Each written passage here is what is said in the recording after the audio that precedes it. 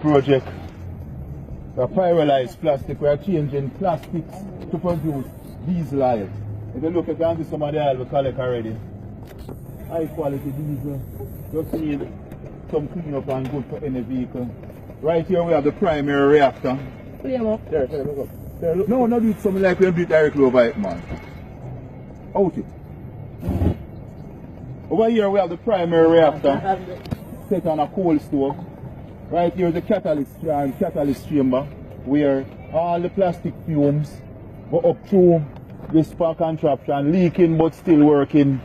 The fumes come down through here. Fumes are passed through a catalyst which break the long chain plastic molecules into shorter chain hydrocarbons of the diesel range, like about between C5 to C20.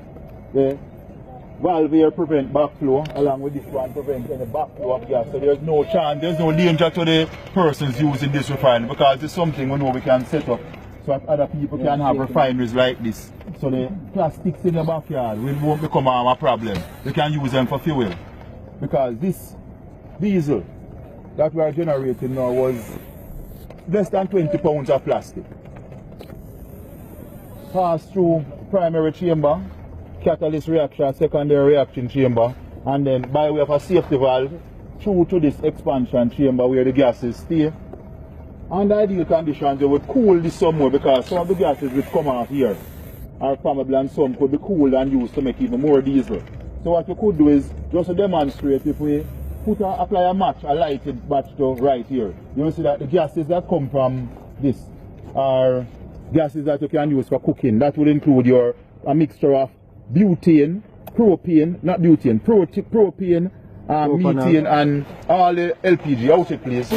It burns smoky because it still contains sulfur and other contaminants which we can take out with simple modification. It's too hot now, you notice gas is coming out the bottom, so apply some water to cool it quickly. Once you start getting smoke down the bottom, it means that you know how fast it's running and it's not being cooled. Once you can apply cooling to it, you can get a constant flow of gas, and you get about 1 litre of plastic for every 2 pounds of, 1 litre of fuel rather, for every 2 pounds of plastic you put in. So you're saying that this device that you have created can power a cooking stove, and also a car? Also a car, anything that can use diesel light. Or even a generator. Standby generator. Yes.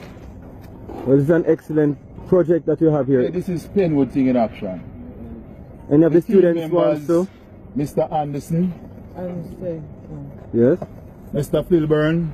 Yes. Mr. Campbell. The president for our club, Mr. Williams. And then Mr. Johnson. And not to mention Mr. Goff. Always hard working, chess playing Goff.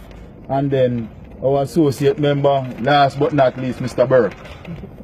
Other persons were involved in the project, but exam pressure have moved them out of range now. But this is what we have. This is what we are hoping can put us on the prosperity train. Alright. Where do you plan to move from here? Do you want to sell this idea, or do you plan to just... I want to perfect the machine to make sure that while it's in operation, there is no gases coming from the side, no chance of leaking, to maximize the yield. And then to add to it to further pyrolyze purify the oil. So because now you're getting an odor which we should not be getting.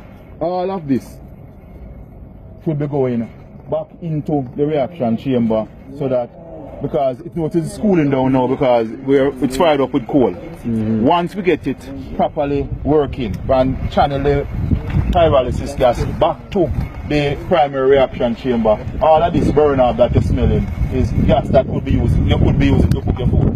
And to also power the same machine. Power the same machine. Okay. So it becomes very cost effective. Absolutely no inputs after to cost major expenses outside of the just to set up. So the country could look into this idea and possibly... We're expecting the country to adapt this and some of our other ideas, because you have many more ideas to come with. You don't get no water in the diesel. But we don't want no water in the diesel yet. That's the way we say the drone until the coal burn off. Then we'll disassemble the equipment and go back to the drawing board, do some modifications to the design. Oh, so it's a plastic come out and stop there. The plastic can seal up some bottom, seal the bottom.